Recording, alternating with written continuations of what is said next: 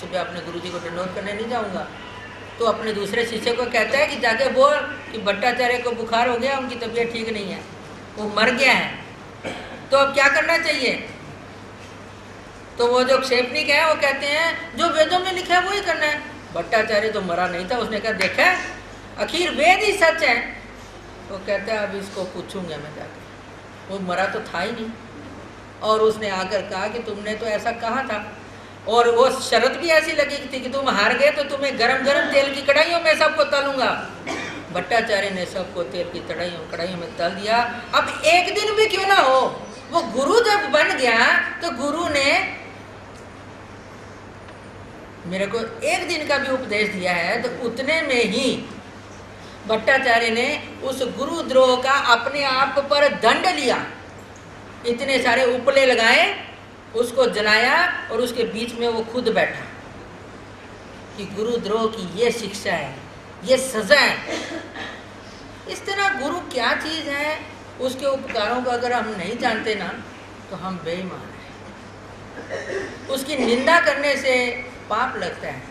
एक गुरुजी थे बाबा, अभी कुछ सालों की बात है, उन्होंने किसी शिष्य को कुछ कहा, उसने उन गुरु की महानता नहीं जानी, कहता हूँ किया तो उसका मुंह ऐसे ही रह गया, सीधा नहीं हुआ।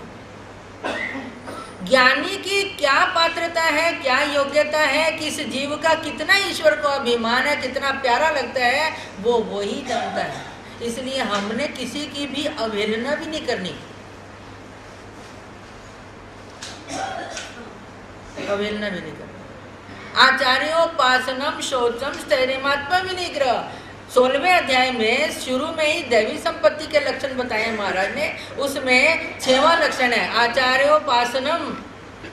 जो आचार्य जन है खुद आचार करते हैं, दूसरों से आचार करवाते हैं, वो आचार्य हैं, उनकी उपासना करो, उनकी अनुमति के अनुसार चलो, उनकी आज्ञा का पालन करो, उनके सहवास में रहो, उनसे कुछ सीखो। क्योंकि पहले भी गुरुकुलों में भेजने की प्रथा थी, और आज भी हम लोगों को भी संन्यास का कारण यही बना कि थोड़े दिन गुरु जी के पास जाना है, दक्खन जाना है, दक्खन जाना है। पहले महाराज कहाँ कहते थे, दक्खन जाना है, गुरु जी के पास जाना है। देखा वहाँ जाके पहले 5-7 दिन दिल नहीं लगा, फिर लग गया तो आने को दिल नहीं था, जबरदस्ती आ गए तो फिर जाने का योग आया तो फिर नहीं आए, वो बात अलग है। लेकिन जब तक हम उसके पास नहीं जाते तब तक उसके पास हमें जो रहने का सुख या योग्यता है, कर्मनाश है, वो नहीं होते। इसलिए पंजाबी में भी कहते हैं कि सदगुरु ने मेरे को अच्छे रास्ते लगाया है, इसलिए मैं बल जावा अपने गुरा तो, मैं वारी जावा अपने गुरा तो। क्योंकि संसार में हम एक गुरु ही दिखते हैं जो हमें सृष्टि के सारे चारों पदार्थों का ज्ञान बता देते हैं। जीव क्या है, देवता क्या, प्रपंच क्या, परमेश्वर क्या है। आचार्य जी रिद्धपुर में जाने वाले को कहते हैं, भाई जो रिद्धपुर में जाएगा पहले श्री प्रभु की बच्ची की वहाँ सावलापुर में उसको मिलो, फिर राजमठ के बाहर अवसर रहती है उसको दंडोत करो, और फिर राजमठ में जाना। आप ही यहाँ से अंदर आते हैं, सब लोगों का दरवाजा एक ही है। आपको पहले कौन दिखता है? अगर अपनी कुर्सी पे बैठे हैं तो बाबा जी दिखते हैं, साधु संत दिखते हैं, उनको पहले हाथ जोड़ो, दंडो बैठ जाओ, फिर पूजा कर लो, बाद में जाकर मिलो। लेकिन पहले वो दिखते हैं, उनको दंडोत करो, क्योंकि ये आपको परंपरा से चलती आई चीज़ दोबारा मिल जाएगी। थोड़ी देर में अगर किसी साधु का देहांत हो जाता तो हमारा विधि दंडोत करना रह गया, अंतर गया। इसलिए चेतन है ये वस्तु, ये चलते फिरते तीर्थ हैं। और गुरु एक ऐसी चीज़ है, आपको अविधियों से बचा सकता है, विधि में लगा सकता है, क्योंकि वो बोलता है। पारस भी अपने आप धातु को स्पर्श करने से सोना बना देता है, लेकिन पारस नहीं बनाता। गुरु एक ऐसी चीज़ है, वो खुद के पास में रख कर अपने से बेटर भी बना सकती है और अपने समान भी बना सकती है। अगर आपका अधिकार अच्छा है, आपने पीछे ज्ञान में जन्म दिया है, संसार को छोड़ा था, थोड़ा थोड़ा संचित किया था कुछ, तो आप किसी अच्छे गुरु के पास पहुंच जाते हैं, तो आप गुरु से भी बेटर बन जाते हैं।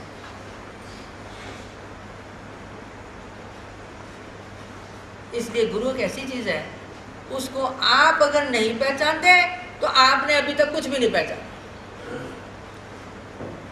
उस गुरु की महिमा, गुरु का उपकार। हमारे मराठी में हम लोग जब हम चक्की पर चलाते थे, गुरुजी देते थे सबको 2-2, 4-4 किलो आटा पीसने के लिए, तो क्या कहते थे, गाओ कुछ।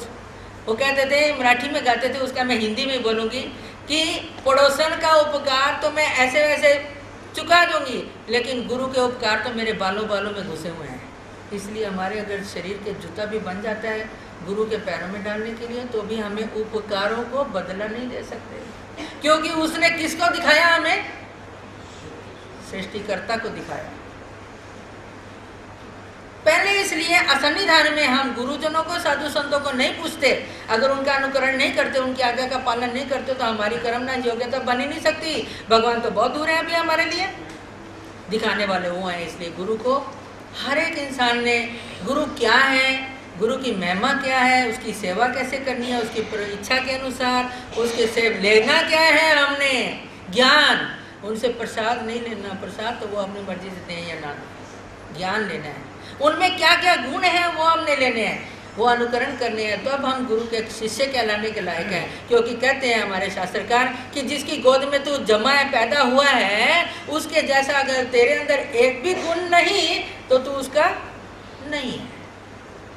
इसलिए हमारा गुरु कैसा है, उसके अनुकरण करते हुए, उसकी सेवा करते हुए उसको प्रसन्न रखना है, उसकी खंती ना है, उसकी आज्ञा का भंग ना हो। महाराज, अगर गुरुजन प्रसन्न होंगे तो भगवान प्रसन्न होंगे, गुरु प्रसन्न नहीं है तो ईश्वर कभी भी प्रसन्न हो नहीं सकते। इतना सब लोगों ने ध्यान रखना है। और गुरु को समय में, साल में एक बार तो भी मिलने जाना चाहिए, तो भी मिलने जाना चाहिए। अब तो उपसाधन हो गए हैं, सुख दुख हम उनका पूछ सकते हैं, उनकी सेवा कर सकते हैं। लेकिन स्त्री के लिए गुरु अगर वैसा हो, पुरुष के लिए वैसा हो, अगर निर्मल भाव हो, तो पहले हमारे घरों में तो हमारे गुरु जी आते तो हम भी पैर दबाते थे, क्योंकि पहले वो भाव नहीं होते थे। अब और भाव हो गए हैं, विषय विकारों की भावनाएं ज़्यादा हो गई हैं, संसार में विषय नंगे हो गए हैं। इसलिए हर एक के मन में अगर गुरु के प्रति श्रद्धा है तो समझो उसने भगवान को पहचाना। अगर गुरु के प्रति श्रद्धा नहीं है, लेकिन फिर बार बार वही कहूँगी कि गुरु जैसा होना चाहिए।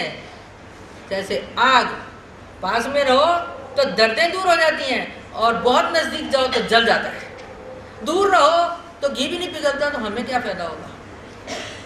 इसलिए कितना किस गुरु से हमने उपकार लिया है, कितना उसका सहवास करना है, उसके नज़दीक कितना रहना है, दूर कितना रहना है, ये अपनी बुद्धि जो हमें भगवान ने दी हुई है, इसका इस्तेमाल करना है। नहीं तो आपने अभी संसार में एक प्रसिद्ध विद गुरु हो चुके हैं, जगह जगह उनकी फोटोएं थी, उसकी बहुत सी बदनामी भी दुनिया में हो चुकी है। ऐसा ना हो, हमारी वजह से किसी की बदनामी भी ना हो, हमारी वजह से हमारा भी दोष टले, उसका भी दोष ना ले कोई।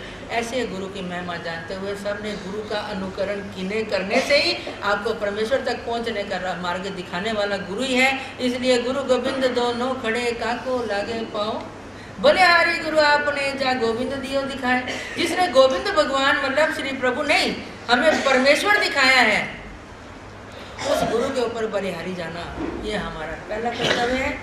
इसलिए आप बहुत भाग्यवान लोग हैं कि आपको यहाँ पर बहुत से संतों का, साधुओं का बड़ा सा दर्शन होते हैं, ज्ञान मिलते हैं। और ये श्री सावनी मूर्ति का मंदिर परंपरा से चलता आया, मेरा भी बचपन यहीं पर गया है। अब भी मेरे साथ जो आती थी उस वक़्त की मेरी गुरु बहनें साथ दिखती हैं, अच्छा लगता है। लेकिन एक ज़रूर मैं शिकायत नहीं करूँगी कि हमने जो कुछ भी सुना होता है उसको हमने पल्ले बांधना चाहिए और उसका इस्तेमाल करना चाहिए। नहीं तो इधर से सुना और इधर से गवा दिया, ऐसे मत करा करो। उसका कुछ ना कुछ तुम्हारे चेहरे पर उसका आनंद दिखना चाहिए, उसका कर्तव्य दिखना चाहिए, उसका व्यवहार दिखना चाहिए, तुम्हारे जबान पे उसका शब्द होना चाहिए, ज्ञान की शब्द, नाम का शब्द, साधु संतों के सहवास का। आपके ऊपर शीतलता, जैसे चंद्र हर जगह एक जैसा पड़ता है, लेकिन लता, टहनिए, पौधे, फूल, पानी ठंडा होता है। सोमकांत नाम का एक पत्थर होता है, उसमें से झरना शुरू हो जाता है। वैसे तुम्हें सोमकांत होना चाहिए कि सुनने के बाद आपकी आंखों में आंसू आते हैं क्या? क्या आपका दिल भर आता है क्या? क्या उसकी सचमुच ही उपकार लगते हैं क्या? क्या हम अब तक गलती में बैठे हुए थे कि नहीं? क्या हम किसी को भी गुरु कह रहे थे क्या? क्या उस गुरु ने हमें जो सिखाया हमने उसका अमल किया है क्या? ये सब ने अपने जीवन में अपनी हिस्ट्री के अनुसार अपनी कॉपी में रोज नोट करना चाहिए कि आज मेरा कौन कौन सा विधि रह गया है, गुरु ने क्या क्या सिखाया, हमने क्या क्या सुना है। इसलिए उपसाधनों में देखो बाबा जी ने वो इंटरनेट पे भी सब जगह भजन, आरतियाँ, प्रवचन कब से डाल रहे हैं। अगर हम उसका भी इस्तेमाल नहीं करते, यहाँ भी सुन के वैसे ही वैसे रहेंगे, तो मेरे ख्याल में हम जैसे को भी भगवान नाराज हो जाते हैं। क्योंकि भगवान कहते हैं तुमने जिस बर्तन में दूध डाल के दिया है वो बर्तन तो पहले गंदा ही था, आपने जो दूध दिया वो दूध का भी बदनामी हो जाएगी कि वो दूध फट जाएगा, और तुमने अपात्र को सुना दिया ऐसे ज्ञान। तो ईश्वर हम पर भी नाराज होते हैं, ये मत समझो हमारे पर प्रसन्न होते हैं, खास तौर पर इसी बात पर नाराज हो जाते हैं कि तुमने अपात्रों को ज्ञान सुनाया। इतना बड़ा अनमोल रतन मैंने तुझे ब्रह्मविद्या नाम की लड़की देकर तेरे साथ रिश्ता जोड़ा था और तूने वो लड़की किसी को दे दी। ईश्वर नाराज हो जाते हैं। इसलिए गुरु क्या है कि हमें ईश्वर का ज्ञान दिखाने वाली है, ईश्वर का प्रकाश देने वाली है, ईश्वर का रास्ता दिखाने वाली है, ईश्वर तक पहुंचाने वाली है। कभी कभी राजा से पहले प्रधान को ईश्वर मूर्ति का दर्शन होता है। राजा तो आएगा तो प्रधान पहले आएगा, वो व्यवस्था करने आता है, उसको पहले मूर्ति के दर्शन हो जाते हैं। जैसे आचार्य जी से पहले उनका बेटा श्री वैराग्य देव वो भगवान के पास पहले पहुंच गए। इतनी गुरु की महिमा है। आप ब्रह्म विद्या शास्त्र पढ़ें और उसके ऊपर चलने की कोशिश करें। अपने आप में अपने दोषों को ही देखो, हमेशा दूसरे के गुणों को देखो, आप चमकोगे। लेकिन हमारी नज़र बुराइयों की तरफ जाती है। ओ क्या है जी बाबे, इनका कहना सिर मथे पर मेरा पर नाला उत्थे ही रहेगा, ऐसा ना करना। एक भी अगर सुन के उसके ऊपर अमल करता है तो मेरा सुनाया हुआ मेरे ख्याल में भगवान स्वीकार करेंगे और आप सब भी उसके ऊपर अमल करें। श्री सावली मूर्ति का जय जयकार, भगवान श्री चक्रधर स्वामी की जय।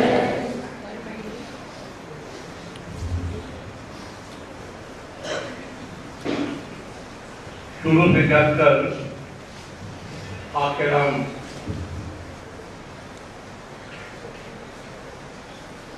अंतिम पड़ाव तक पहुंच ही गए। मैं तब सुनी भाई जी का बहुत बहुत आभार मानता हूं कि उन्होंने अपने व्यस्त समय में से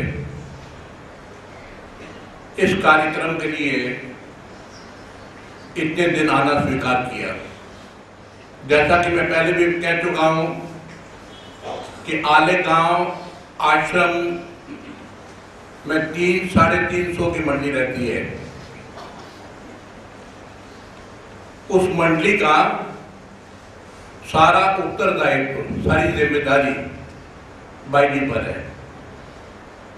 घर में आप लोग भुक्तभोगी हैं, सब जानते ही हैं कि घर में 2-3 मेंबर हों, उनकी व्यवस्था में ही सारा दिन खप जाता है। जिनके संविधान में 300-350 आदमी रहता हो, उनकी व्यस्तता का आप अंदाजा नहीं लगा सकते। करूंगा सावली मूर्ति मंदिर औपचारिकता है। ये सावली मूर्ति मंदिर के जो अधिकारी हैं भाई जी का सत्कार करेंगे। चक्रधर स्वामी की जय।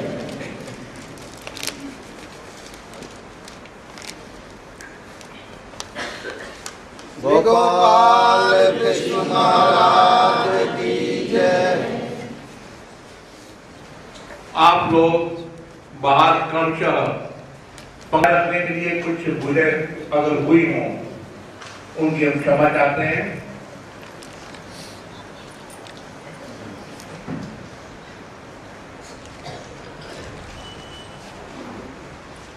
हमारा हरदम यही प्रयास था कि